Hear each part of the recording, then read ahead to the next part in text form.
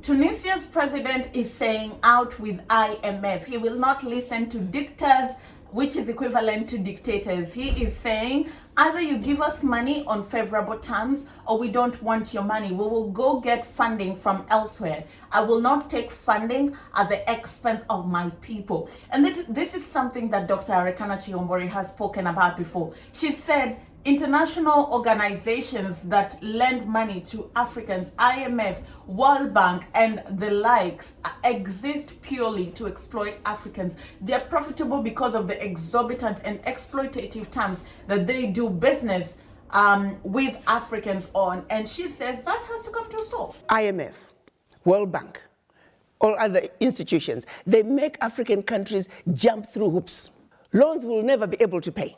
The US, when they borrow money, they're getting it in 1.5, 1.9 interest rate. Africans, when they get the same amount of money, they're paying 9, 10%. The people who don't need a break, they get a break. The ones who need a break, they don't get a break. The sheer survival of the World Bank, IMF, is based on the fact that African countries and many other developing countries do not succeed. Their success is based on our failure. That has to change. And guess who can make that change? We. The children of Africa, we, the Africans, are the ones who have to say, we know your game now.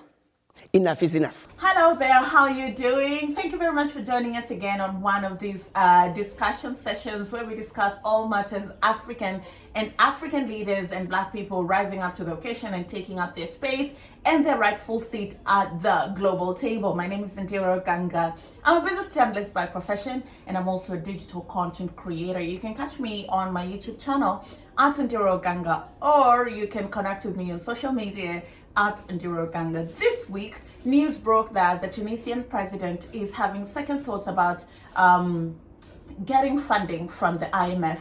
Now, Tunisia, just like many African economies, has been battered by the current economic turmoil that is going on, not just in Africa, but in the world. Countries are struggling. The impact of COVID-19 is still being felt until today. The Russian invasion of Ukraine has destabilized supply chains, not just in Europe, globally, but also Africa feels the trickle-down effect, And so things have not been going well for many African countries, and one of those countries is Tunisia. And they have been looking for funding to inject some money into the economy just so that it can give it a little bit of vibrancy and buffer it from some of the repercussions of the global turmoil that is currently going on, and also sort of to buffer citizens from the hardships that they could likely to experience when, things hit the wall. And so such fundings are always just to ensure that the economy does not deteriorate and things do not get any worse than they are. The problem with IMF is if you borrow from them, their terms are borderline exploitative, they're exorbitant, and it's at the expense of the people. But the IMF operates like a business entity. It doesn't care. You want money from me, these are my terms. If you can meet them, well and good. Let me put it into context for you. For example, Kenya has sought funding from IMF. They introduced 15% tax on fuel. When you charge more taxes on fuel, when the cost of fuel becomes expensive, production almost doubles. Why? Because moving people becomes expensive. That means services become expensive. Moving goods become expensive. That means anything you buy becomes very expensive because the people who are transporting the goods that you're buying, they have to factor in the increase in fuel. And so the trickle-down effect goes back to the citizen who's paying 1,000,001 other taxes, and so you are sort of overburdening them. But the IMF doesn't care for that. It's like either you introduce these reforms or we're not giving you money. And because African countries do not have alternative places where they can go and borrow, more often than not, they're left with no choice. This is not to absolve African leadership for some of the mistakes that they've made. African governments, as David Ndii said, they can be very wasteful. They waste money on cars, they waste money on fuel, they waste money on curtains, tea, newspaper, things that they shouldn't be wasting money on. But also, two things can coexist at the same time. African governments can be wasteful, but also some of the lending terms from international organizations are borderline exorbitant for African countries. I'll give you another example before we finally settle in Tunisia. Ghana, they've been seeking an IMF facility from last year. They need $3 billion to be injected into the economy. Ghana's economy is also one of those that had been battered by the global occurrences. COVID-19 came, and it was one of those countries that we thought had escaped the wrath of COVID-19. But unlike, say, countries like Kenya, Ghana's impact was sort of delayed impact. They didn't feel it almost immediately. They began feeling it last year and into this year. Also, the Russian invasion of Ukraine destabilized food prices and global supply chains, and they're feeling it here. To just put it into context for you, the Ghanaian cedi was the best performing currency against the dollar in 2019. It was about 4 cedis, 5 cedis to get a dollar. It depreciated by over 60%, and sometime last year, the dollar was trading at 15 cedis vis-a-vis the cedi.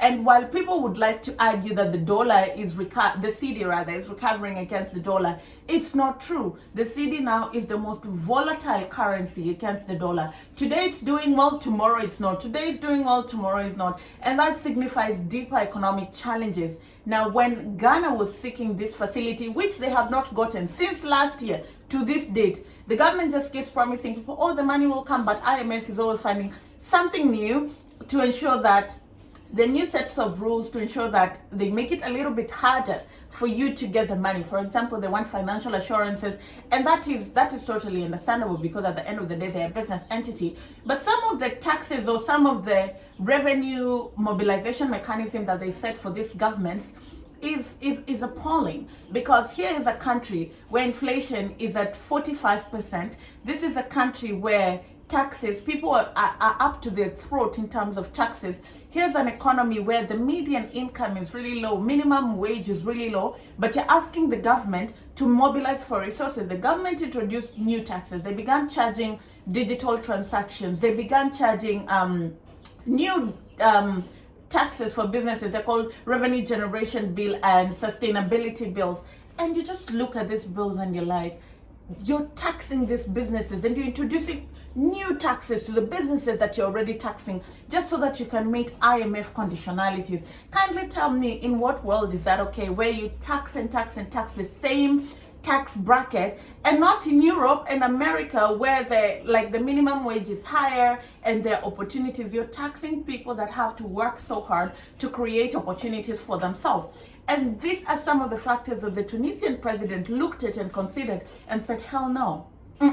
We're not going down that route. Tunisia, for them to be able to mobilize revenue, they'll have to take off subsidies from key things like fuel, and food. And if you take out those subsidies, it's chaos republic. In Kenya, when the new government came, they took out subsidies on fuel, they took out subsidies on food. The price of maize flour nearly doubled in a span. It went from about 170 and 180 to 350 for a pack of maize flour. Fuel prices have also significantly increased. And that's the reason why when the opposition leader took to the streets, Kenyans were with him. And though he had his own political agenda, Kenyans were willing to come out on the streets with him because they're suffering from the high cost of living. And the Tunisian president says this is not a matter of like, you cannot treat it with the lightness that the IMF wants us to treat it with. Because if you remove subsidies on fuel and subsidies on food, on some of these African economies, you are hurting and vulnerable people. You're hurting vulnerable groups. And so he's like, no, we will not do that. It will not work like that. And he was referencing to a situation where back in the 80s, I think 1983, when the price of bread went up in Tunisia, people went out in the streets to riot because if I cannot be able to afford a meal, how am I supposed to live? How am I supposed to sustain myself? How am I supposed to sustain my family? You know? And so he is saying it's not happening, not today, not tomorrow, and not the day after tomorrow. So there's sort of a stalemate between the IMF and Tunisia. And it's the same stalemate that is also going on with Egypt, because the kind of reforms that the IMF wants Egypt to undertake to be able to be eligible for the funding are very aggressive reforms. And news broke that the Tunisian president said he will consider sourcing for funds from alternative places, for example, BRICS. And that's one of the reasons why these leaders are going to work so hard to ensure that BRICS work, because it could be the alternative to some of these challenges and some of these hurdles that Africans and African countries have to jump over or jump through to be able to access the most basic of needs, for example, funding. And so this is just like interesting. We'll wait to see how it unfolds, you know. Economies being in financial turmoil is not a matter of child's play. It's not child's play. It's people's lives that are at risk. The government could, and a very big could crumble, you know, and building back up is very hard. Building back up once you hit rock bottom is very hard. I tell you this for free. I've lived in a country, Ghana, where we saw the economy just go on a very downward trajectory. In a year's time, the country went from being one of the best countries to live in Africa to the most expensive countries to live in Africa to the most unpredictable and unstable place to be. Kenya went from the ideal place of investment hub and all that stuff to being what is happening here. So economic turmoil and having big financial gaps that can only be filled by some of these international organizations is not a small matter. But also African leaders are beginning to say we are not going to sort of cut our arm and a leg just so that we can please you, so you can give us funding.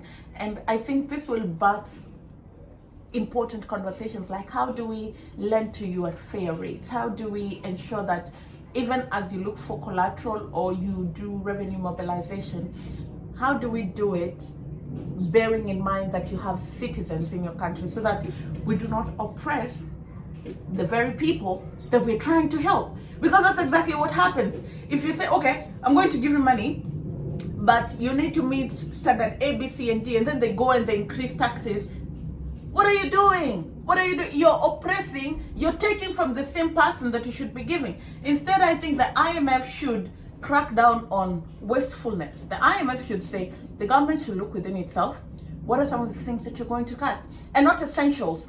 What are some governments are wasteful? What are some of the niceties that the government and government officials enjoy that you can do away with so you can save some money from your budget? You know, I don't understand. Employers do not give us fuel to go to work. Most of them do not give us fuel.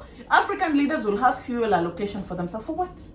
For what? Even the housing allowance. Like, the housing allowance is nothing close to housing allowance that many employees get. So how about you review some of the benefits that government employees get, reduce government wastage so that we can be able to give you funding instead of aggressive tax mechanisms to raise revenue? Do you agree with the Tunisian president? Do you think that he is right to say he will not listen to dictators and he doesn't want their money if it's at the expense of Tunisians and the well-being of his people? Comment down below what you think. My name is Ndiro Oganga. You can always catch me on my channel at Ndiro Oganga, and I'll see you again next time.